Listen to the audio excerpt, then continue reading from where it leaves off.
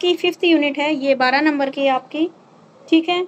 इसमें है ये आपकी पूरी जो टोटल यूनिट है कॉन्टेक्स्ट ऑफ सोशलाइजेशन, जिसमें आप टॉपिक पढ़ोगे कंसेप्ट ऑफ सोशलाइजेशन, समाजीकरण क्या है। उसके बाद दूसरा कंसेप्ट आएगा इसमें डीलिंग विद चिल्ड्रन, चिल्ड्रन के साथ कैसे डील करोगे।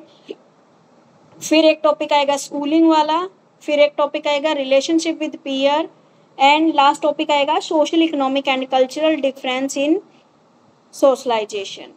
ठीक है, तो चलिए शुरू करते हैं। फर्स्ट वाला समाजीकरण की अवधारणा, परिवार तथा वयस्क बालक संबंध, परिवेश, बोमरिंद बालक का पालन पोषण और अभ्यास, कंसेप्ट ऑफ सोशलाइजेशन, फैमिली और एडल्ट चाइल्ड रिलेशनशिप के बारे में पढ़ेंगे, पेरेंटिंग के बारे में पढ़ेंगे और चाइल्ड प्रैक्टिस के बारे में पढ़ेंगे। देखिए सोशलाइजेशन, सोशलाइजेशन क्या होता है, समाजीकरण। ठीक है, समाजीकरण से अभिप्राय उस प्रोसेस से है, उस प्रक्रिया से है जिसमें व्यक्ति सामाजिक वृद्धि और विकास, जिसमें उसका तात्पर्य दूसरों को साथ लेकर चलने की बढ़ती हुई योग्यता है। सोशलाइजेशन क्या है, अपने साथ साथ दूसरों को भी साथ लेकर चलना, ये क्या है, हमारी सोशलाइजेशन की प्रोसेस है। यानी कि जब बच्चा बाहरी समाज से जुड़ता है तो उसको क्या बोलते हैं, सोशलाइजेशन बोलते हैं, समाजीकरण बोलते हैं। देखो जब बच्चा जन्म लेता है अपने घर में ही होता है, ठीक है, जन्म के बाद उसके आकार में वृद्धि होती है, उसकी जितनी भी मेंटल एबिलिटीज हैं वो बढ़ती हैं, ठीक है, उसके अंदर इमोशनल डेवलपमेंट होती है। और जब धीरे धीरे वह थोड़ा बड़ा हो जाता है तो उसका बाहरी समाज के साथ क्या है, कांटेक्ट होना शुरू हो जाता है। जब वह अपने घर से बाहर निकलकर और लोगों के संपर्क में आता है तो यही प्रोसेस क्या कहलाती है, समाजीकरण या फिर सोशलाइजेशन की प्रोसेस कहलाती है। ठीक है, यानी कि एक बच्चा जब बाहरी समाज के साथ जुड़ता है, वहाँ के रीति रिवाजों को सीखता है, तो वह समाजीकरण की प्रक्रिया या सोशलाइजेशन की प्रोसेस कहते हैं। इसमें दो लोगों ने दे रखी है, गैरेट ने, रिक सोरेनसन ने, जिसकी आपको इजी लगे उसकी डेफिनेशन आप लोग याद कर लेना। सोरेनसन के अकॉर्डिंग, सबसे पहले गैरेट के अकॉर्डिंग देखो, बालक का बायोलॉजिकल व्यक्ति से मनुष्य के रूप में परिवर्तित होना समाजीकरण कहलाता है। सोरेनसन ये बोलते हैं कि सामाजिक विकास से हमारा तात्पर्य दूसरों को साथ लेकर चलने से बढ़ती हुई योग्यता से है। ठीक है, तो लोगों ने अलग अलग बताया है, तो जिसकी आपको इजी लगे उसकी आप कर लेना। बाकी मीनिंग में आप लिखोगे, समाजीकरण का अर्थ होता है जब एक बच्चा अपने समाज के साथ जुड़ता है, वहां से जो चीजें सीखता है वह समाजीकरण कहलाती है। अब देखो भाई, सोशल डेवलपमेंट में सोशल पार्टिसिपेशन अति आवश्यक है, यानी कि जब बच्चे की सोशल डेवलपमेंट होती है तो उसके लिए सोशल पार्टिसिपेशन अति आवश्यक है। सोशल पार्टिसिपेशन हानिकारक भी सिद्ध हो सकता है। देखो भाई, जैसे सोशल डेवलपमेंट के लिए सोशल समाज में पार्टिसिपेशन जरूरी है, उसी प्रकार कई बार ये सोशल पार्टिसिपेशन हमारे लिए नुकसानदायक भी हो सकता है। क्रिएटिव बच्चे तीव्रता से सामाजिक परिपक्वता ग्रहण करते हैं, मंद बुद्धि बालक धीमी गति से। यानी कि जो इंटेलिजेंट बच्चा हो, तो क्रिएटिव बच्चा है वह समाज के साथ जल्दी एडजस्टमेंट करता है, मंद बुद्धि बालक थोड़ा धीरे गति से होता, थोड़ा ज्यादा समय लेता है समाज के साथ एडजस्ट होने में। इससे सामाजिक और मानसिक विकास में गहरा संबंध होता है। सामाजिक संबंधों की संख्या की अपेक्षा सामाजिक संबंधों के प्रकार अति आवश्यक है। इसने बोला कि उपरोक्त जो परिभाषाएं दी गई थी उनके आधार पर ये पॉइंट निकाल के बताए हैं कि जो सोशल डेवलपमेंट है उसका अभिप्राय समाज में पार्टिसिपेट करना है, और कई बार ये पार्टिसिपेशन हमारे लिए लाभदायक सिद्ध हो सकता है तो कई बार नुकसानदायक भी सिद्ध हो सकता है। इसमें क्या है, सोशलाइजेशन की प्रोसेस किसी न किसी प्रकार का माध्यम आवश्यक होती है, यानी कि किसी न किसी के जरिए जरूर जुड़ती है हमारी। और जो हमारे प्रतिभावान बच्चे यानी कि जो क्रिएटिव बच्चे, इंटेलिजेंट बच्चे हैं, वो सोशलाइजेशन के प्रोसेस को जल्दी समझते हैं, और जो बेचारे थोड़े हैं स्पेशल बच्चे हैं वो सोशलाइजेशन की प्रोसेस उनमें कम होती है। ठीक है, जो हमारा सोसाइटी है और जो हमारी मेंटल डेवलपमेंट है, सामाजिक डेवलपमेंट और मेंटल डेवलपमेंट दोनों में गहरा संबंध है। सोशल डेवलपमेंट की संख्या की अपेक्षा सामाजिक संबंधों में के प्रकार अधिक महत्वपूर्ण है। अब देखिए भाई, सोशल डेवलपमेंट दो एस्पेक्ट से होती है।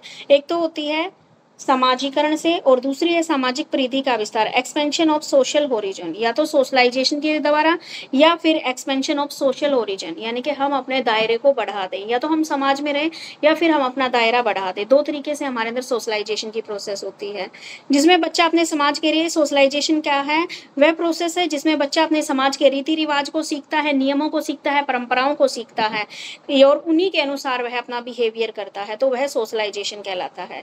अब इसमें दो लोगों ने दी है, किसी की भी एक की कर लेना। उसके बाद है आपका एक्सपेंशन ऑफ सोशल ओरिजिन, जब हम अपने सामाजिक दायरे को बढ़ा देते हैं, तो इसमें क्या है, सामाजिकरण प्रोसेस के साथ साथ बच्चा अपनी सोशल ओरिजिन का भी विस्तार करता है। स्थानीय समुदाय का सदस्य बनकर वह कई प्रकार के समूहों में शामिल होता है। बालक के व्यक्तित्व पर सामाजिक समूह स्पष्ट रूप से प्रभाव डालते हैं। बच्चा ग्रुप बिहेवियर सीखता है, समूह के सदस्यों के साथ सहानुभूति, सहयोग और मैत्रीपूर्ण व्यवहार की योग्यता ग्रहण करता है। अब देखो भाई, सोशलाइजेशन का मीनिंग क्लियर हो गया। साथ में इसने पूछा था नेचर ऑफ सोशलाइजेशन, तो सोशलाइजेशन के नेचर में दो एस्पेक्ट इन्होंने बताए। पहला तो बताया सोशलाइजेशन खुद, और दूसरा expansion of social origin. Socialization में तो समझ में आ गया आप लोगों को कि जब बच्चा रीति रिवाज सीखता है अपने समाज के, उसी के अकॉर्डिंग बिहेवियर करता है, सोशलाइजेशन कहलाता है। और एक आता है हम सोशलाइजेशन की प्रोसेस को कैसे करते हैं, जब हम अपने सोशल ओरिजिन को बढ़ा देते हैं। अब मान लो तुम यहाँ पे हो, जब तक तुम +2 में थे तुम्हारा दायरा थोड़ा कम था, तुम कॉलेज लेवल पे आ गए हो, ठीक है। अब तुम क्लास में जितने बच्चों से इंटरेक्ट हो रहे हो, तो वहां तक तुम्हारा सोशल दायरा बढ़ा। अब जैसे जैसे आप और ऊपर जाते जाओगे, जब आपकी स्टडी कंप्लीट हो जाएंगी, आप जॉब में आ जाओगे, तो और 2-4 बंदों को जानना शुरू कर दोगे। तो ऐसे ही पूरी जिंदगी में क्या है, व्यक्ति का अपना जो होरिजोन है उसको क्या करता है, बढ़ाता जाता है। जैसे देखो, हम बचपन में थे, हमारे कम फ्रेंड थे, फिर हम कॉलेज में गए तो दूर दूर आसपास के बच्चों के साथ भी कॉन्टैक्ट बने। फिर क्या हो गया, फिर हम स्कूल ज्वाइन किया, तो स्कूल में जितने कलीग थे उनके साथ कॉन्टैक्ट बना। फिर कॉलेज लेवल पे आ गए तो बच्चों के साथ भी कनेक्शन बना। तो इस प्रकार हमारा जो दायरा है समाज का, वह बढ़ता है। तो ये 2 टाइप के इसने बताए हैं। तो फर्स्ट क्वेश्चन था आपका सोशलाइजेशन क्या होता है और इसकी प्रकृति का वर्णन कीजिए। समझ में आ गया। सोशलाइजेशन का मीनिंग देना है, यहाँ पर 2 आपको डेफिनेशन दे रखी है, जिसकी आपको ईजी लगे उसकी डेफिनेशन करो, फिर इसकी वो नेचर दे रखी है। समझ में आ गया। Yes ma'am. चलिए नेक्स्ट क्वेश्चन देखिए, सोशलाइजेशन के विभिन्न अभिकरणों का परिचय दीजिए। यानी कि सोशलाइजेशन हमारा किन किन फैक्टर्स के कारण होता है, कौन कौन से ऐसे तत्व हैं जिसके कारण हमारा समाजीकरण या सोशलाइजेशन होता है। तो इसमें दिए गए हैं 8 कारक ऐसे दिए गए हैं, जिसमें दिया गया है हमारी फैमिली, हमारा नेबरहुड, उसके बाद हमारा स्कूल, हमारा समुदाय, एज ग्रुप, उसके बाद है हमारा पीयर ग्रुप, हमारे जितने भी कल्चरल इंस्टीट्यूशन है वे, और जितने भी हमारे क्या है रिलीजियस इंस्टीट्यूशन है उनके जरिए। तो सबसे पहले बात आती है परिवार की। तो बच्चे का सबसे पहले जो सोशलाइजेशन शुरू होता है वह अपने परिवार से होता है। बच्चा जब जन्म लेता है तो पहले माँ को ही जानता है, फिर धीरे धीरे करके अपने परिवार के सारे लोगों को जानना शुरू कर देता है, और सबके साथ बातचीत करना, कैसे खेलते हैं, ये सारी चीजें सीखता है। ठीक है। उसके बाद अब बच्चा जब फैमिली से निकल जाता है, यानी कि बच्चा जब अब 1 साल से ऊपर 2 साल का हो गया, तो 2 साल का बच्चा फिर अड़ोस पड़ोस में भी जाना स्टार्ट कर देता है। तो पड़ोस से भी क्या है, वह अलग अलग लोगों से मिलता है, अलग अलग बच्चों के संपर्क में आता है। ठीक है। पड़ोस अच्छा है तो बच्चे की जो पर्सनैलिटी है उसके ऊपर अच्छा प्रभाव पड़ता है। अगर पड़ोस आपका अच्छा नहीं है, पड़ोस में गाली गलौज हो रहा, तो आपका बच्चा भी वही सीखेगा। ठीक है। तो दूसरी बात है, हमारे सोशलाइजेशन के प्रोसेस में कौन हेल्प करता है, पड़ोस। तो जो हमारा नेबरहुड है वो हमारे उसमें डेवलपमेंट में अच्छा योगदान भी दे सकता है और बुरा योगदान भी दे सकता है। उसके बाद बात आती है, अब बच्चा पैदा हुआ तब फैमिली में था, 2 साल का हुआ तब वह पड़ोस के अंदर आ गया, यानी कि फैमिली पड़ोस 2 चीजें बढ़ गई। अब वह अब 3 साल का हो गया, 3 साल का होते ही बच्चे को स्कूल में डाल दिया। स्कूल में क्या होता है, जो सोशलाइजेशन की प्रोसेस होती है वो फॉर्मल होती है। हमारे घर में आस पड़ोस में तो हम इनफॉर्मल वे में बात करते हैं, लेकिन अब स्कूल में जो सोशलाइजेशन होता है वह फॉर्मल वे में होता है। स्कूल से बच्चा क्या है, स्कूल का कार्य क्या है, स्कूल से समाज के आदर्शों को सीखता है, क्या आइडियोलॉजी है, क्या वैल्यूज हैं, क्या हमारी मान्यताएं हैं आदि से बालक परिचित होता है। ठीक है। और उसी के अनुसार बच्चा बिहेवियर करता है। स्कूल में अलग अलग क्या कंपटीशन होते रहते हैं, कंपटीशन में भाग लेता है। एक अच्छे अध्यापक और अच्छे विद्यार्थी उसके लिए रोल मॉडल बन जाते हैं। तो इसमें ये क्या है, उसके सोशलाइजेशन की प्रोसेस में सहायक हैं। परिवार के सदस्य उसे नई व्यवहार की आशा करते हैं और दशाओं के अनुरूप करता है। परिवर्तन बच्चे में समाजीकरण का आधार बन जाता है और वास्तविक सीख शिक्षण संस्थाओं के द्वारा ही दी जाती है। अब स्कूल में देखो बच्चा कितने सारा सोशलाइजेशन सीखता है, अलग अलग धर्मों के लोगों से वह वहाँ पे मिलता है स्कूल के अंदर। ठीक है, स्कूल में क्या क्या हमारे समाज के क्या क्या नियम है, क्या कानून है, इन सारी चीज़ों को हम स्कूल से सीखते हैं। ठीक है, हमारा क्या कानून है, ये सारी चीज़ें बच्चे स्कूल से सीखते हैं। भाईचारे की भावना बच्चे स्कूल से सीखते हैं, क्योंकि बच्चे क्या है राष्ट्रीय गान गाते हैं तो वहाँ पर सब सारे एक साथ मिलकर गा रहे हैं, तो वहाँ पर स्कूल में उनको सिखाया जाता है कि हम सारे आपस में भाई है। वसुधा कुटुंबकम की भाषा वहाँ पर सिखाई जाती है। बच्चे के रोल मॉडल, कोई अच्छा विद्यार्थी उसका रोल, कोई अच्छा टीचर उसका रोल मॉडल हो सकता है, कोई विद्यार्थी उसका रोल मॉडल हो सकता है। ठीक है, बहुत सारे कॉम्पिटिशन होते हैं, तो कॉम्पिटिशन से भी वह हार जीत की भावना सीखता है और वहाँ से उसका सोशलाइजेशन डेवलप होता है। ठीक है, तो ये थी स्कूल से। उसके बाद आती है हमारी कम्युनिटी की बात। तो कम्युनिटी भी हमारी सोशल डेवलपमेंट के लिए उत्तरदायी है।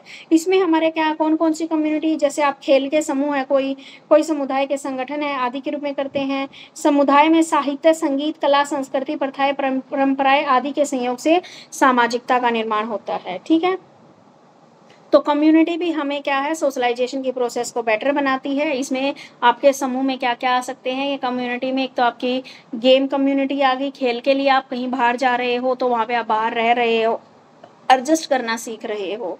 उसके बाद क्या है समुदाय के कोई संगठन है आदि के रूप में आपका काम कर रहे हैं, कोई भी ऑर्गेनाइजेशन ऑफ ग्रुप है उसके लिए आप काम कर रहे हैं, तो वहाँ से भी आप कुछ ना कुछ सीख के निकलते हो। ऐसे ही कुछ समुदाय हैं जो लिटरेचर से रिलेटेड है, म्यूजिक से रिलेटेड है, आर्ट से रिलेटेड है, कल्चर, प्रथाएं, हमारे ट्रेडिशन आदि के संयोग से हमारी सामाजिकता का निर्माण होता है। उसके बाद है एज ग्रुप, बच्चा अपनी एज ग्रुप से भी सीखता है। अब देखो बच्चे के जितने फ्रेंड है वो उसके उसी के एज ग्रुप के बच्चे मिलेंगे। ठीक है, तो अपने एज ग्रुप के बच्चों के साथ बच्चा खेलना शुरू करता है। खेल खेल में वह बहुत सारी वस्तुओं को, विभिन्न व्यवहार ढंगों को, रुचि, इंटरेस्ट, अनुकूलता, रीति रिवाज आदि को सरलता से सीख जाता है। उसके बाद आता है उसका पीयर ग्रुप। ये तो था उसका एज ग्रुप। एज ग्रुप यानी कि वह पड़ोस में भी खेल लिया या कहीं और खेल लिया। अब आता है उसका साथी group, peer group. Peer group का भी हमारे सोशलाइजेशन की प्रोसेस पर प्रभाव पड़ता है, बहुत प्राथमिक है ये हमारे लिए। बालक अपनी वर्ग के मूल्य से परिचित कराते हैं। खेल समूह में बालक खेल के नियमों का पालन करना सीखते हैं, दूसरों के कंट्रोल में रहना, अनुशासन का पालन करना सीखते हैं। यानी कि पीयर ग्रुप के जरिए बच्चे क्या है, एक तो खेलों में जाते हैं तो खेल समूह के वहाँ के नियमों को सीखते हैं, खुद अनुशासन में रहना और कंट्रोल में रखना ये सीखते हैं।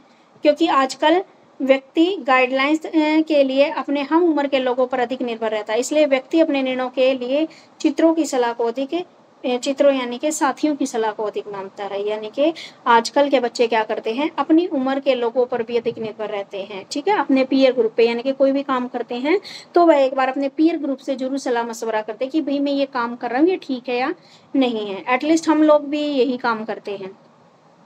उसके बाद है कल्चरल इंस्टीट्यूशन। कल्चरल इंस्टीट्यूशन से भी हम क्या कर रहे हैं, सीख रहे हैं।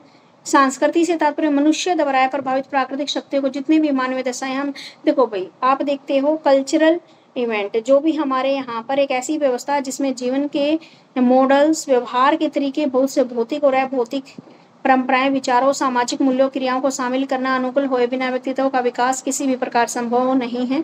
ये संस्था एक ऐसा वातावरण तैयार करती है जिसमें व्यक्ति अपने सांस्कृतिक मूल्यों, देखो बेटा इसमें बच्चा अपने कल्चर को सीखता है। कल्चर के जरिए भी जो अलग अलग कल्चरल प्रोग्राम होते हैं उनसे भी वो आपस में साथ में रहना, भाईचारे की भावना, शेयरिंग की भावना, ये सारी चीजें सीखता है। उसके बाद है रिलीजियस इंस्टीट्यूशन। भारत में तो बहुत ज्यादा है रिलीजियस इंस्टीट्यूशन, कोई कहीं जा रहा है, कोई सत्संग में जा रहा है। ठीक है, तो वहां से भी बच्चे क्या है, धर्म की बातें, पवित्रता, सत्यता आदि गुण उसके अंदर डेवलप होते हैं। और एक हिंदू धर्म ऐसा धर्म है जिसे व्यक्ति के समाजीकरण में इतना योगदान दिया है जितना संसार के किसी भी समाज में देखने को नहीं मिला है।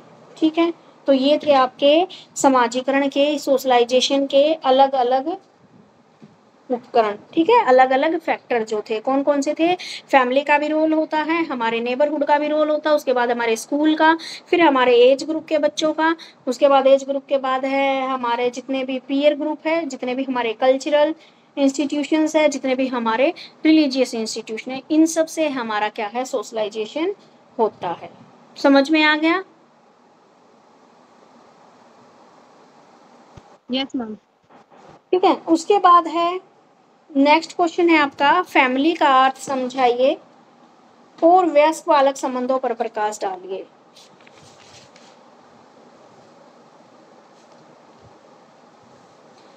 फैमिली वाला आप लोग खुद करोगे, ठीक है। इजी सा क्वेश्चन एक बार देखो, कर लोगे ना। फैमिली के बारे में ही बताया, फैमिली क्या होती है, फिर बता दिया इसमें माता पिता का बालकों के साथ संबंध, रिलेटिव्स के साथ संबंध, भाई बहन से संबंध, पति पत्नी से संबंध।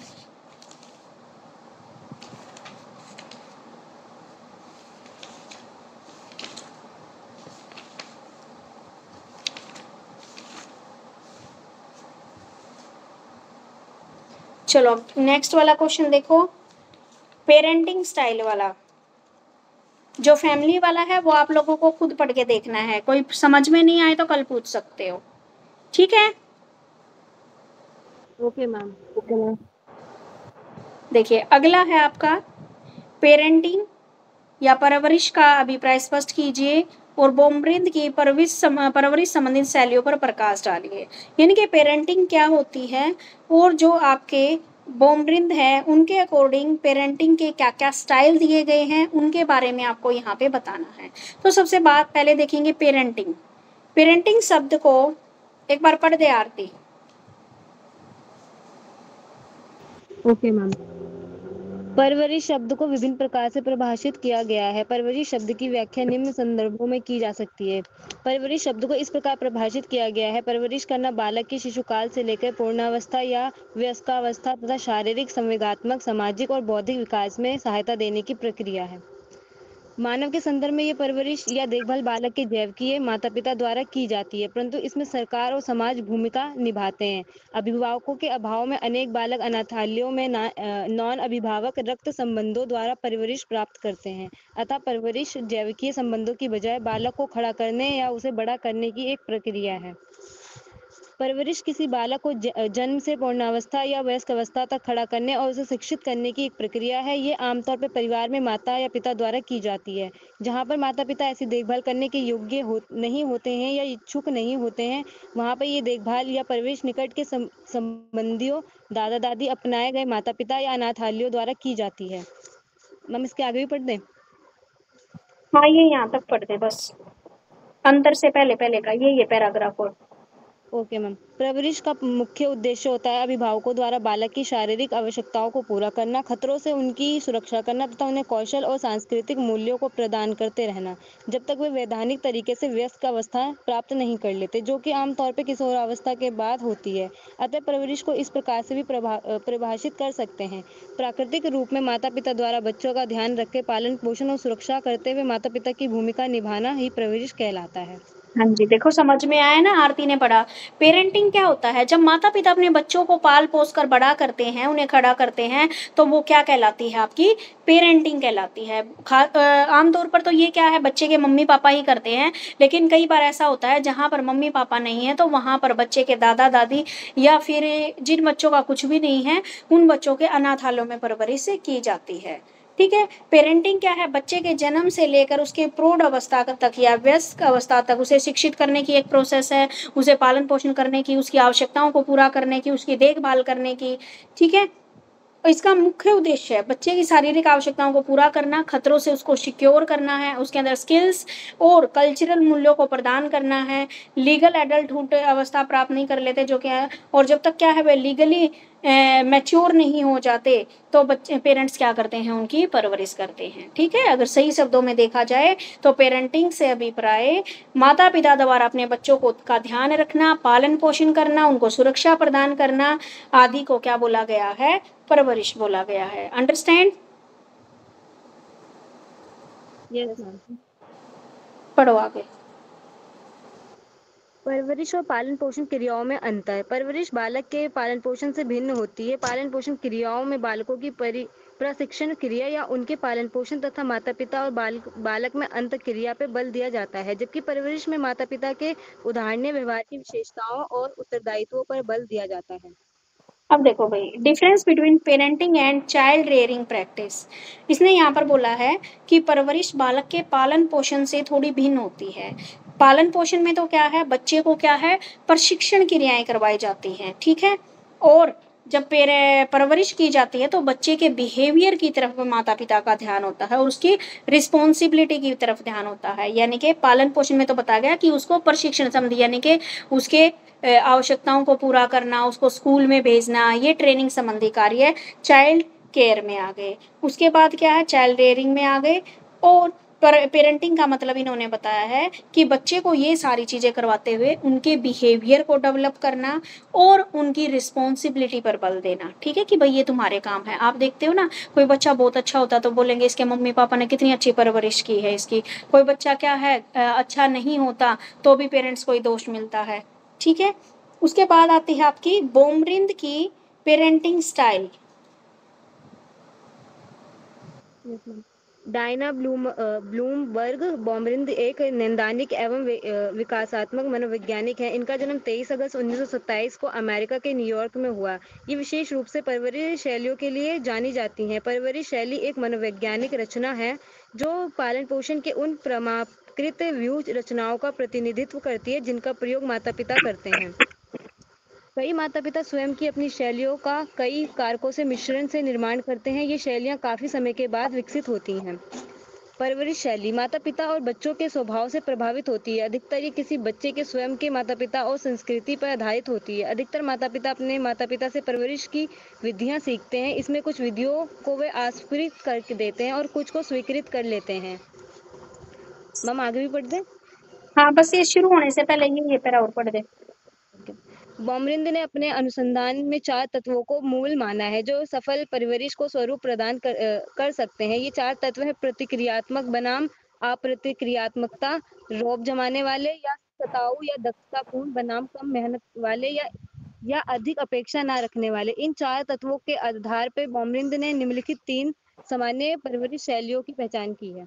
अब देखो भाई, बोमरिंद की पेरेंटिंग स्टाइल। बोमरिंद को क्या है, अलग अलग पेरेंटिंग स्टाइल डेवलप करने के लिए जाना जाता है। 23 अगस्त 1927 का इनका जन्म हुआ और ये क्या थी, एक डायग्नोस्टिक और डेवलपमेंट साइकोलॉजिस्ट थी। ठीक है। और इन्होंने अपनी साइकोलॉजिकल कंस्ट्रक्ट में पेरेंटिंग स्टाइल के बारे में इन्होंने बताया।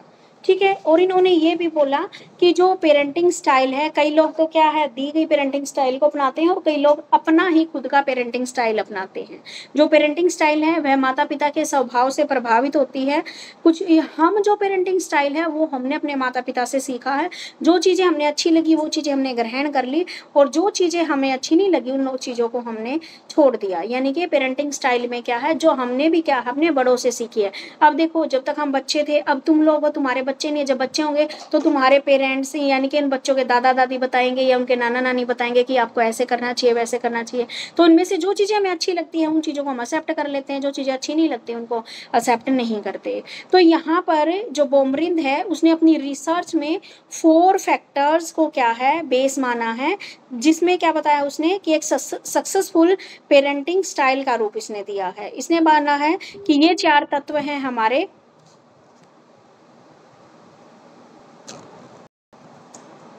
ठीक है। ये 4 तत्व है हमारे, रिस्पॉन्सिवनेस एंड अनरिस्पॉन्सिवनेस, प्रतिक्रिया देना यानी कि किसी चीज का जवाब देना और दूसरा है किसी चीज का जवाब ना देना। नेक्स्ट बताया इसने फैक्टर, रोब जमाने वाले या दक्षतापूर्ण या कम मेहनत करने वाले, अधिक उपेक्षा न करने वाले। सबसे पहले तो बताया प्रतिक्रियात्मक बनाम है प्रतिक्रियात्मक, दूसरा है रोब जमाने वाले यानी कि सताने वाले और दूसरे है दक्षतापूर्ण बनाम कम मेहनत करने वाले।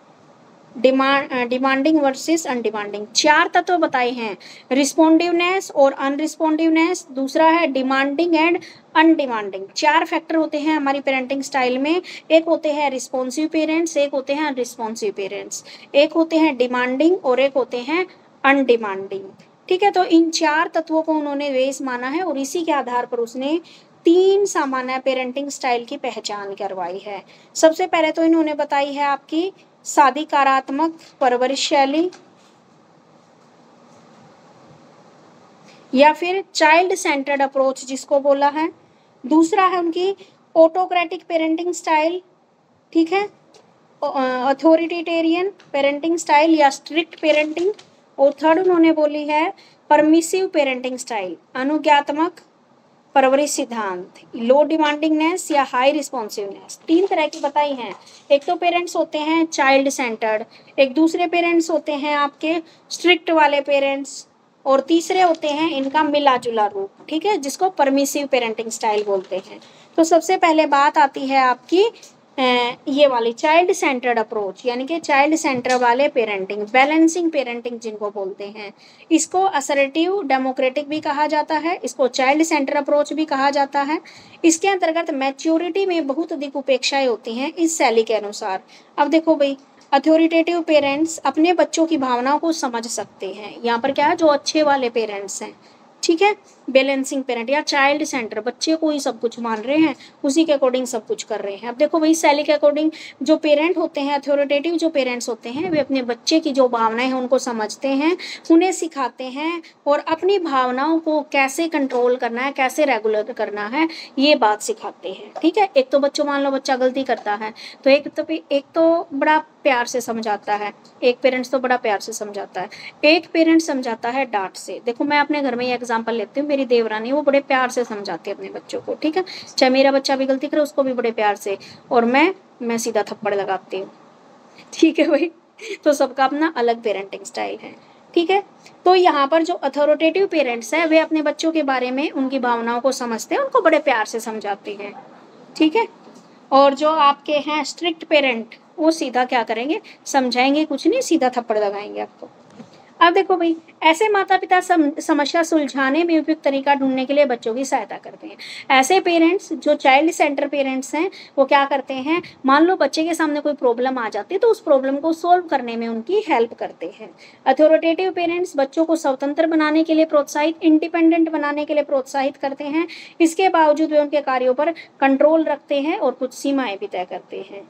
एक्सेसिव वर्बल गिव की आज्ञा होती है, इन बच्चों को ये ज्यादा टॉकेटिव होते हैं। शाब्दिक आदान प्रदान की आज्ञा ज्यादा होती है, ठीक है ना। कुछ बच्चे बहुत ज्यादा बोलते हैं अपने पेरेंट्स के साथ भी, कुछ बच्चे ऐसे होते हैं जो पेरेंट्स के सामने बोलते ही नहीं, डरते हैं।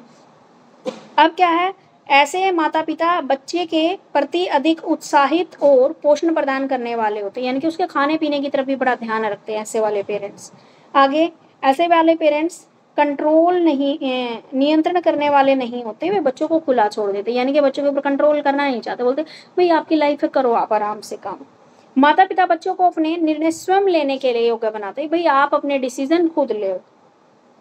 उसके बाद है अथॉरिटेटिव पेरेंट्स कुछ सीमाएं भी निर्धारित करते हैं, मैच्योरिटी की मांग करने लगते हैं, लेकिन जब बच्चों को दंड देते हैं तब माता पिता दंड देने के पीछे अपना मोटिव भी स्पष्ट करते हैं, और उनके द्वारा दंड अटल एवं समान होता है। यानी कि मान लो जब ऐसे पेरेंट्स जब सजा देते हैं, बच्चे को मारते पीटते हैं, तो उसका रीजन भी बताते हैं कि तुमने ये काम गलत किया तो इसलिए मैंने मारा, ठीक है। और स्ट्रिक्ट वाले ऐसे नहीं बोलते भाई मार दिया तेरी गलती थी। अब है, माता पिता अपने बच्चों के लिए स्पष्ट मापदंड या मापक निर्धारित करते हैं और इन सीमाओं पर नजर रखते हैं कि बच्चे को ऑटोनॉमी डेवलप करने के लिए प्रेरित करते हैं, आयु के अनुसार बिहेवियर करते हैं, मैच्योरिटी स्वतंत्र व्यवहार की अपेक्षा करते हैं। इस शैली वाले माता पिता अपने बच्चों की आवश्यकताओं के प्रति अटेंटिव रहते हैं, बच्चे को जो भी चीज चाहिए होती है 1 मिनट में फटाक से ला के दे देते हैं। इस प्रकार की पेरेंटिंग शैली के अंतर्गत बच्चों में जो सेल्फ मोटिवेशन होता है, आत्मसम्मान होता है, वो डेवलप होता है, ठीक है, क्योंकि इस शैली में प्रजातांत्रिक प्रवृत्ति का लेन देन है, ठीक है। उसके बाद है अथॉरिटेटिव पेरेंट्स स्तर होते हैं लेकिन कठोर नहीं होते, ठीक है। बोमरिंद के अनुसार निम्न आय वाले परिवारों में शारीरिक दंड अधिक दिया जाता है और संपन्न परिवारों की अपेक्षा निम्न आय वाले पड़ोसियों के बच्चे साधन संपन्न परिवारों के बच्चों की अपेक्षा अधिक अपराध करते हैं, लेकिन पारिवारिक आय और अन्य स्वतंत्र चरों पर कंट्रोल से हल्का सा शारीरिक दंड ऐसे दुष्परिणामों को बढ़ावा नहीं देता है। देखो भाई, समझ में आ गई अथॉरिटेटिव पेरेंट्स वाली बातें। अब देख लो भाई, तुम्हारे पेरेंट्स कौन सी उसमें है। भाई मैं तो हूँ स्ट्रिक्ट वाले में, अपने बच्चों के लिए तो बड़ी स्ट्रिक्ट हूँ, वैसे बिल्कुल भी स्ट्रिक्ट नहीं हूँ।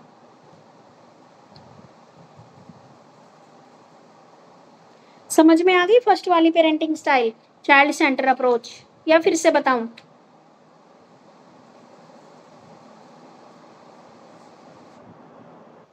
मैम इसमें तो 14 पॉइंट्स दे रखे हैं, अगर हम इसमें 6-7 पॉइंट कर लें तो भी काफी है ना मैम। है 6-7 पॉइंट ही काफ़ी हैं। 8 नंबर के अकॉर्डिंग आना, इतने-इतने पॉइंट लिखोगे तो टाइम निकल जाएगा, पेपर कंप्लीट नहीं होगा। 4-5 पॉइंट एक पेरेंटिंग स्टाइल लिखो, 4-5 पॉइंट में निपटा दो उसको।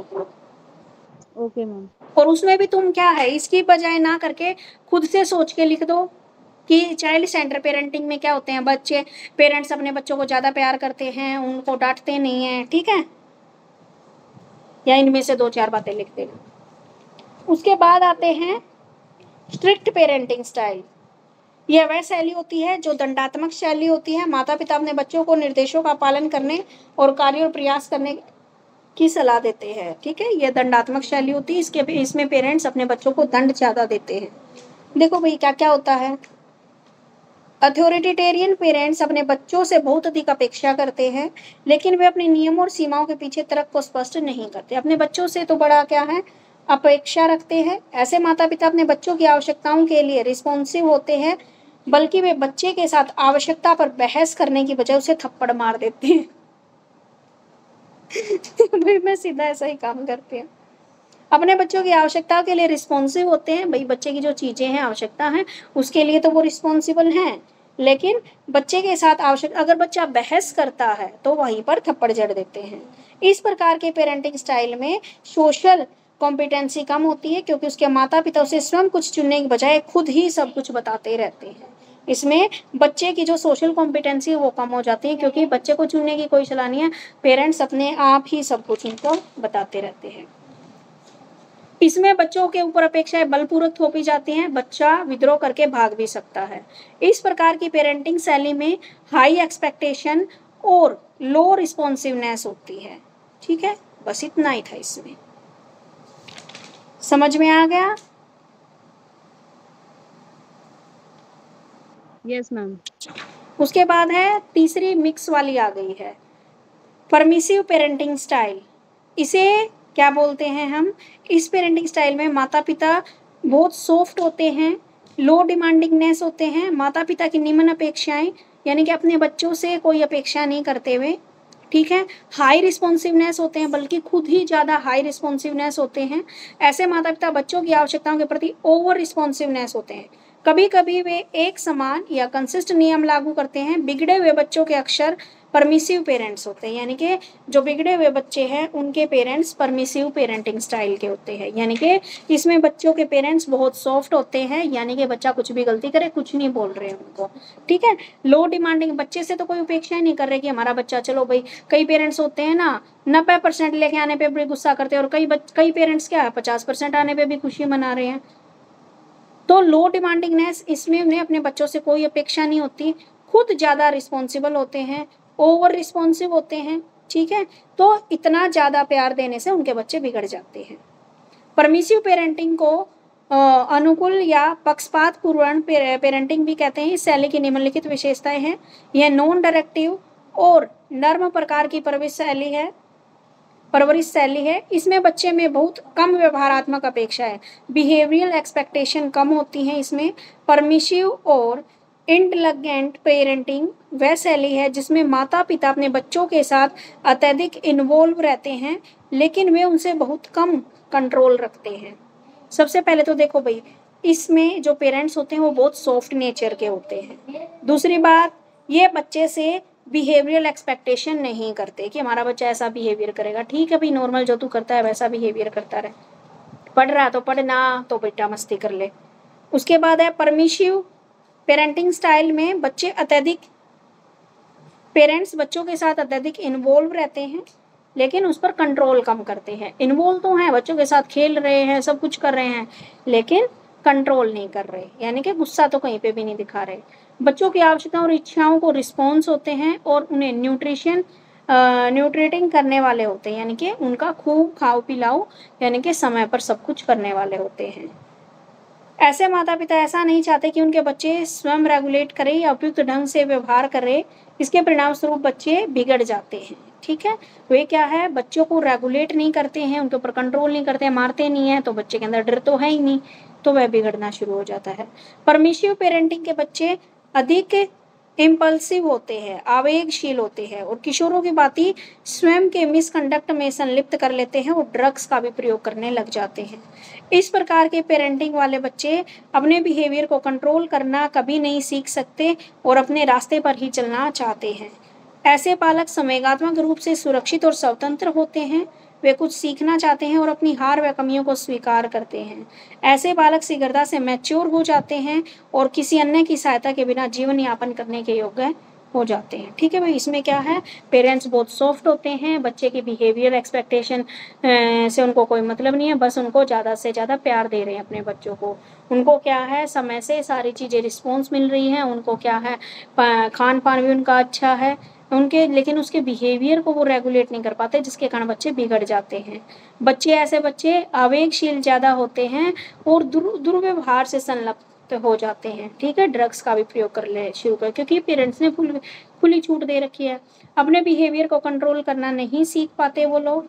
ठीक है, ऐसे बच्चे इमोशनल रूप से सुरक्षित और स्वतंत्र होते हैं, कुछ सीखना चाहते हैं पर अपनी कमियों को भी स्वीकार करते हैं। ऐसे बालक शीघ्रता से मैच्योर हो जाते हैं और किसी अन्य की सहायता के बिना जीवन यापन करने के योग्य होते हैं। ठीक है, आगे बात समझ में, तीनों स्टाइल समझ में आ गए पेरेंटिंग के। चलिए अगला क्वेश्चन देखिए।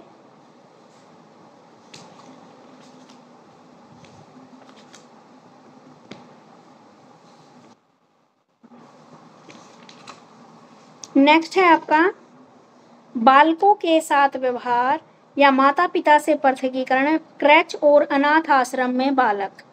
Dealing with children, second point हमारा डीलिंग विद चिल्ड्रन, बच्चों के साथ कैसे डील करेंगे जब पेरेंट्स अलग हो जाते हैं उस सिचुएशन में, जब बच्चे क्रैच में रहते हैं उस सिचुएशन में, और ऑर्फोनेज जब बच्चे अनाथ आश्रम में रहते हैं।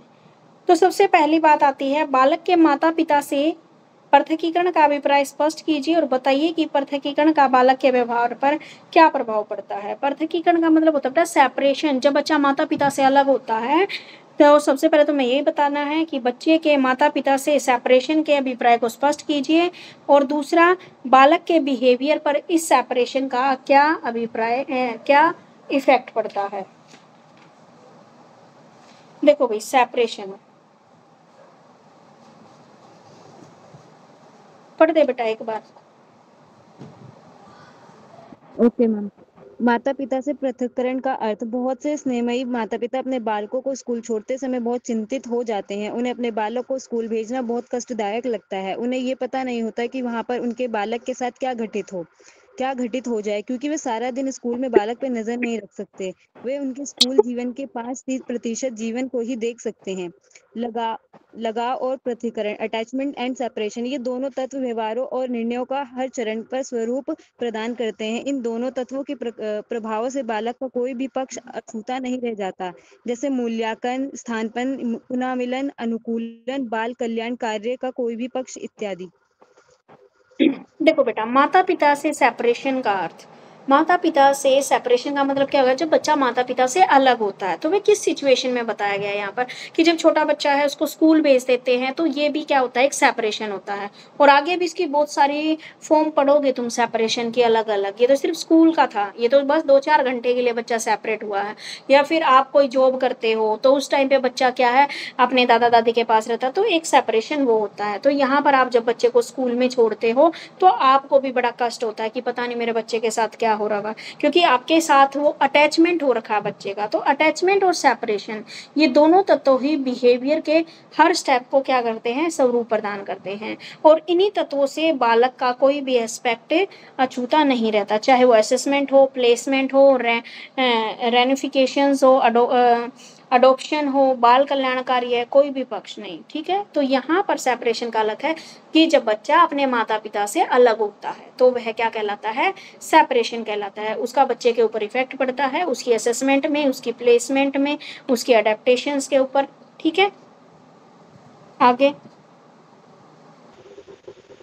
सेपरेशन का यहाँ पे अभिप्राय है बालकों का उन देखभाल करने वाले से पृथक्करण जिनसे वे बहुत अधिक जुड़े होते हैं या जिनके साथ उनका बहुत लगाव होता है। ये सेपरेशन दोनों प्रकार का प्रभाव डालता है, नकारात्मक और सकारात्मक। बालक की सुरक्षा के संदर्भ में यदि देखा जाए तो पृथक्करण के बहुत से लाभ हैं। सबसे प्रमुख लाभ तो बालक की तत्काल सुरक्षा है। इस पृथक्करण के द्वारा अभिभावकों के व्यवहारों की सीमा निर्धारित की जा सकती है तथा बालक को ये संदेश दिया जाता है कि समाज उसकी सुरक्षा करेगा, चाहे उसके माता पिता को बालकों के पालन पोषण के भार से अस्थायी रूप से मुक्त करता है तथा उन्हें बालक के घर लौटने के लिए आवश्यक परिवर्तन पर ध्यान केंद्रित करने के अवसर प्रदान करता है। ये पैराग्राफ और पढ़ दें। Okay ma'am. सेपरेशन के बालक पर नकारात्मक प्रभाव भी पड़ते हैं। अध्ययनों ने ये संकेत दिए कि बालकों के उनके घरों या परिवारों से दूर करने से उनके विकास में हस्तक्षेप होता है। पृथक्करण जितना अधिक घातक होगा, बालक का विकास उतना ही अधिक नकारात्मक होगा। देखो भाई, अब यहाँ पर इन्होंने सेपरेशन का मीनिंग बताया है कि जब बच्चा उनकी देखभाल करने वाले, चाहे वो पेरेंट्स है चाहे कोई भी उसकी देखभाल कर रहा है, उससे अलग होता है, तो उस बात को हम क्या बोलते हैं, सेपरेशन बोलते हैं। और सेपरेशन का बच्चे के ऊपर पॉजिटिव और नेगेटिव दोनों तरीके से इफेक्ट पड़ता है। ठीक है, सबसे पहला लाभ तो ये कि बालक को तत्काल, इसमें क्या है, जब सेपरेशन होता है तो सेपरेशन के कुछ लाभ भी होते हैं। एक तो बच्चा खुद को संभालना सीखता है, हर एक सिचुएशन में खुद को कैसे रिप्रेजेंट करना है ये सीखता है। उसके बाद से समाज उसकी सुरक्षा करेगा, चाहे उसके माता पिता को बालकों के पालन पोषण के बारे में स्थायी रूप से मुक्त करना हो। उन्हें बालक के घर लौटने के लिए आवश्यक परिवर्तन में ध्यान केंद्रित करने के अवसर प्रदान किए जाते हैं। अब यहाँ पर जो सेपरेशन चल रहा है वो सेपरेशन चल रहा है बच्चे का स्कूल में छोड़ने तक का, स्कूल में कॉलेजेस में इतने टाइम का जो सेपरेशन है वह बालक पर एक तो पॉजिटिव भी इफेक्ट डालता है। पॉजिटिव इफेक्ट में तो इसने ऊपर बता दिए कि बच्चा क्या है, स्वयं सारे काम करने सीख जाता है जब आप उसको सेपरेट करके देखते हो। तो दूसरा सेपरेशन का नेगेटिव इफेक्ट भी पड़ता है, यानी कि दूसरा नेगेटिव इफेक्ट क्या पड़ता है भाई, बालकों को उनके घरों या परिवारों से दूर करने पर उसके विकास में हस्तक्षेप होता है, उसके डेवलपमेंट के ऊपर इफेक्ट पड़ता है। और ये इतना घातक होता है कि बालक का डेवलपमेंट ही उसके लिए नकारात्मक बन जाता है। सेपरेशंस रिपीटेड स्वास्थ्य लगाव के विकास, डेवलपमेंट ऑफ हेल्थी अटैचमेंट में तथा बालक के भविष्य में घनिष्ठ संबंधों में प्रवेश करने की इच्छा और योग्यता में हस्तक्षेप करती है। जो बालक अपने माता पिता के घातक प्रतियोगिताओं का अनुभव करते हैं वे निम्नलिखित पर। अब देखो भाई, नेगेटिव इफेक्ट है, इतनी सारी बीच में बातें लिखने की जरूरत नहीं है। क्या है, सेपरेशन से रिपीटेशन होता है जिससे हमारा हेल्थी अटैचमेंट भी हो सकता है और बच्चे के ऊपर कुछ बैड इफेक्ट भी पड़ सकते हैं। अब देखो भाई, चेंज क्या क्या आते हैं जब बच्चा अपने माता पिता के घातक यानी कि माता पिता के सेपरेशंस को अनुभव करता है, तो क्या क्या उसका आत्मसम्मान कम हो जाता है। देखो, एक तो सेपरेशन था बच्चे का स्कूल में जाने वाला, वो तो थोड़े टाइम के लिए था, वापस आ जाता, अपने मम्मी पापा के साथ मिल जाता था। लेकिन अब सेपरेशन क्या हो गया है, अब सेपरेशन का मतलब क्या है कि जब उसके मम्मी पापा सेपरेट होते हैं, ठीक है, या तो तलाक हो गया या फिर कोई और सिचुएशन आ गई, जैसे किसी की डेथ हो गई तो भी अलग हो जाते हैं। तो इस सेपरेशन का भी कुछ प्रभाव पड़ता है जो बच्चा एक्सपीरियंस करता है इसको। तो सबसे पहले उसका जो आत्मसम्मान है, सेल्फ रिस्पेक्ट है, वो उसको कम नजर आती है, उसके ऊपर उसको खुद के ऊपर विश्वास नहीं रहता है, विश्वास, मूड डिसऑर्डर वाली भावना, एनेक्सिटी की से चिंता की भावना उसके अंदर आ जाती है, डिप्रेशन में चला जाता है, सोशल मोरालिटी हो जाती है, सामाजिक नैतिकता पर पूरी तरीके से नहीं हो पाती, इनएडुकेट सोशल स्किल्स होती हैं, बैड गीला करना शुरू कर देता है वह, कोग्निटिव और लैंग्वेज डिले हो जाती है उसकी। ठीक है, तो सामाजिक कार्यकर्ताओं को चाइल्ड प्लेसमेंट के दौरान बालकों को उनके परिवारों से सेपरेट से लेकर अनुभव किए वाले परिवर्तनों की निम्नलिखित जानकारी दी गई है। तो देखो भाई, वो तो थे कुछ पॉजिटिव इफेक्ट थे, तो उसके साथ कुछ नेगेटिव इफेक्ट भी थे जो बच्चे ने सेपरेशन के दौरान महसूस किए।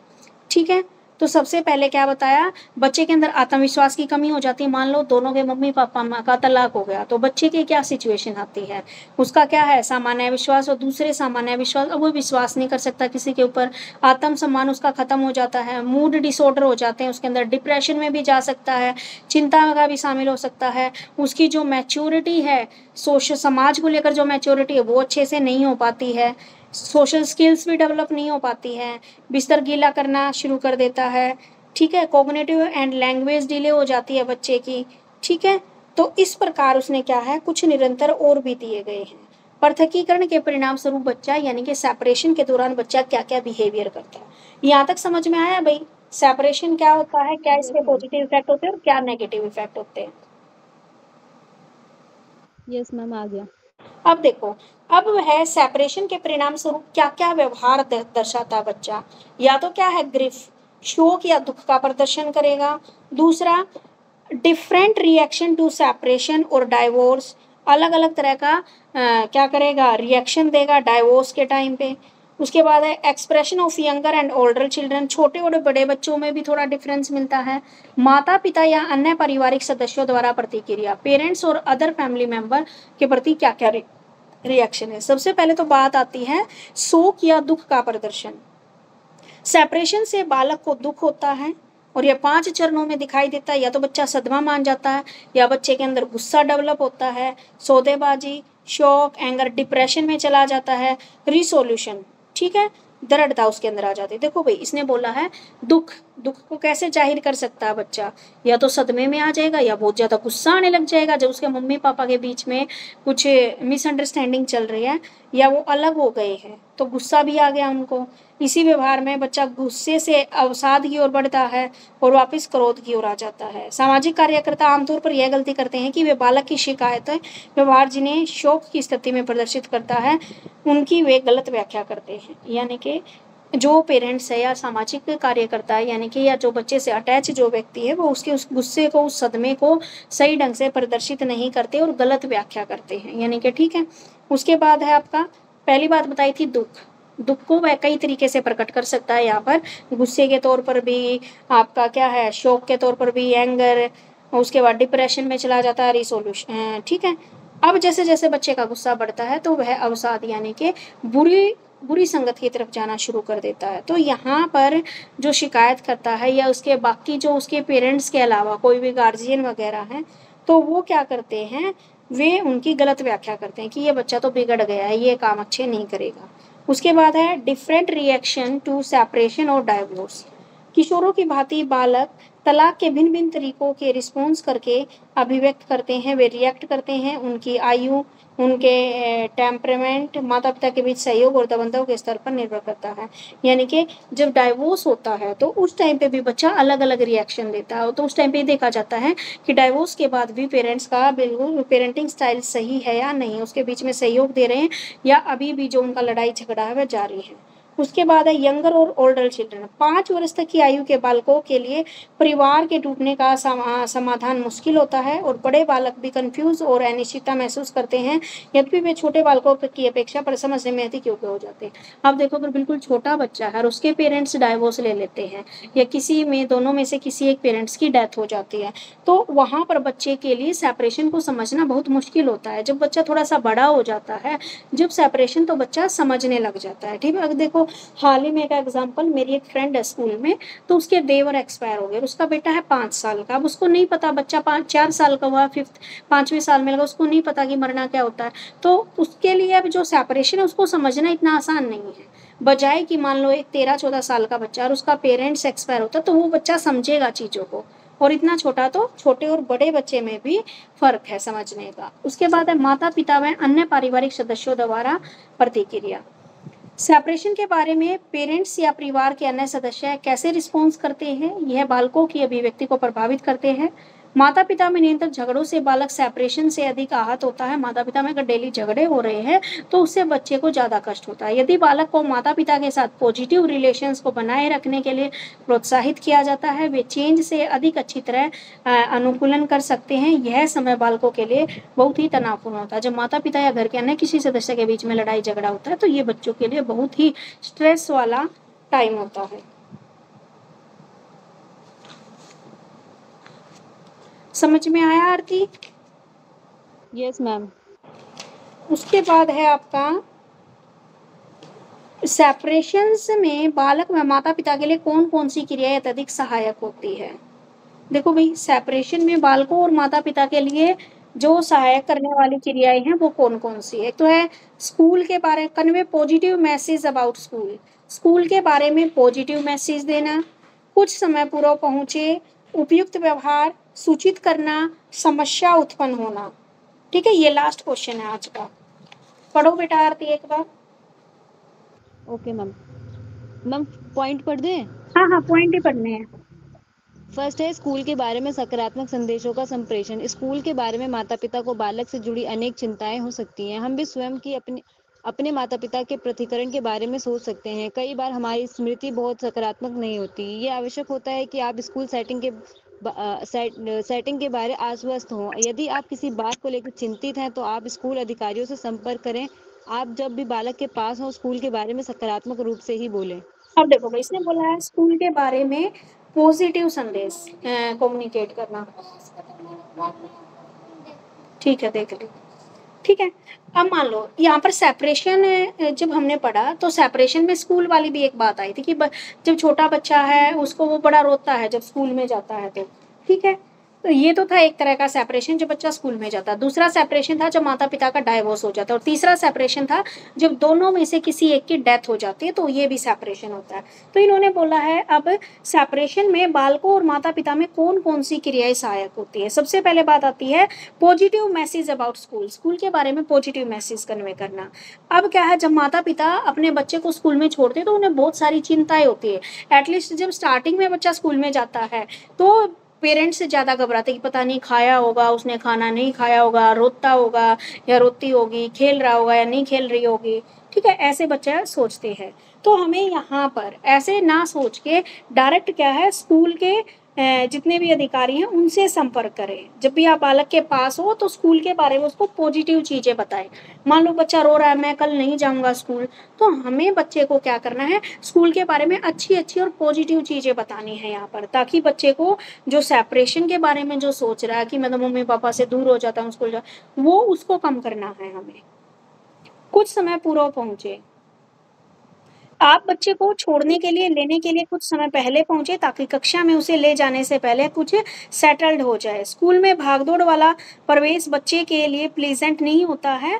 जब वह कक्षा में अपने साथियों से कुछ करता हुआ पाता है तो उसे लगता है कि उससे कुछ छूट गया है। ठीक है, अराइव एंड पिकअप, जब हम एक तो क्या है सेपरेशन में बच्चे को एक तो हमें सारी चीज़ें स्कूल के बारे में अच्छी अच्छी बतानी है। दूसरा, बच्चे को छोड़ना और लेके जाना, हमें 5 मिनट पहले पहुंचना है। छोड़ने जा रहे हो तब भी 5 मिनट पहले, ताकि बच्चा मान लो वहाँ पर कोई भी रोएगा धोएगा कुछ भी करेगा तो हम उसको आराम से सेटल करवा सकते हैं, चुप करवा सकते हैं, उसको आराम से क्लास में भेज सकते हैं। उसी प्रकार जब हमें वापस लेके आना होता है बच्चे को तो 5 मिनट पहले पहुंचे।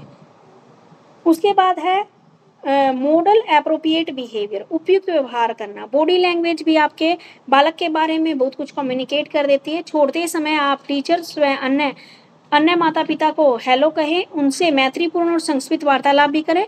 आपका बच्चा जब यह देखेगा तो वह आराम से और वह स्वयं भी सहज और कंफर्टेबल महसूस करेगा। मॉडल एप्रोप्रिएट बिहेवियर, अब क्या है जो बॉडी लैंग्वेज है उससे भी बच्चा बहुत कुछ सीखता है। आप दूसरे पेरेंट्स के पास जाते हैं, जब बच्चे को स्कूल छोड़ने जाते हैं तो बहुत सारे पेरेंट्स मिलते हैं, तो आप उनसे भी हाय हेलो करते हुए चलो, क्योंकि बच्चा जो देखेगा तो बच्चा भी क्या कंफर्टेबल होएगा। कंफर्टेबल कैसे होएगा, अगर आप जाते हो किसी से हाय हेलो कुछ नहीं करते और आप तो बच्चा भी ऐसे ही किसी से कुछ नहीं करेगा, दूसरों के पास जाने से रोएगा। जब मान लो आप जाते हो छोड़ने, कोई आपका बीच में दोस्त बन जाता है तो बच्चा भी क्या है उसके प्रति अच्छा बिहेवियर करता है। ठीक है, तो कंफर्ट महसूस करता है, कोई बात नहीं आज मेरे मम्मी पापा नहीं आए तो ये पड़ोस वाली आंटी मेरे पास आई हुई है। उसके बाद है कम्युनिकेट करना, सूचित करें। यदि आपका बच्चा बीमार है, रात भर नींद की समस्या रही है और किसी परिवर्तन का अनुभव हो रहा है तो इन बातों को अध्यापक को सूचित करें। और स्कूल के बाहर घटित होने वाली घटनाएं स्कूल में आपके बालक की परफॉर्मेंस को, उसकी क्रियाओं के स्तर को प्रभावित करेगी। अगर मान लो बच्चा कुछ बीमार है या कुछ उसको तकलीफ है तो आप पहले ही उसके टीचर को बोल दो, ताकि उसको स्कूल में जो काम होना, जो एक्टिविटी होना है वो प्रभावित ना हो। आगे है ट्रबल शूटिंग, समस्या उत्पन्न होना। कभी कभी बच्चा स्कूल जाने से इनकार करने लगता है। यदि ऐसा होता है तब आप उसके अध्यापक से तत्काल संपर्क करें। आप अपने बालक को स्कूल में जाने के लिए कोई रिश्वत ना दें और न ही अन्य बालकों से उसकी तुलना करें। इस प्रकार हम देखते हैं कि बालकों के स्कूल जाने की प्रक्रिया उनके जीवन में बड़ी उत्तेजना भरी होती है, लेकिन यह बात हमेशा दिमाग में सेपरेशन और इंडिविजुअल प्रोसेस होती है, और इसमें कुछ बालक अन्यों की अपेक्षा कम समय लेते हैं और कुछ बच्चे ज़्यादा समय लेते हैं। तो ये थे आपके बालकों व माता पिता में कौन कौन सी क्रियाएं अत्यधिक सहायक होती हैं जो उनके सेपरेशन को कम करती हैं। समझ में आ गया?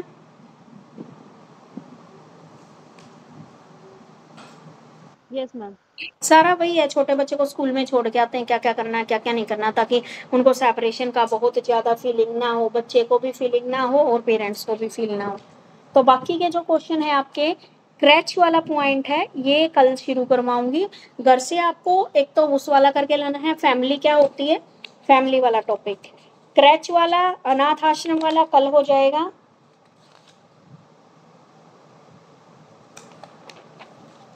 स्कूलिंग वाला फिर शुरू करेंगे।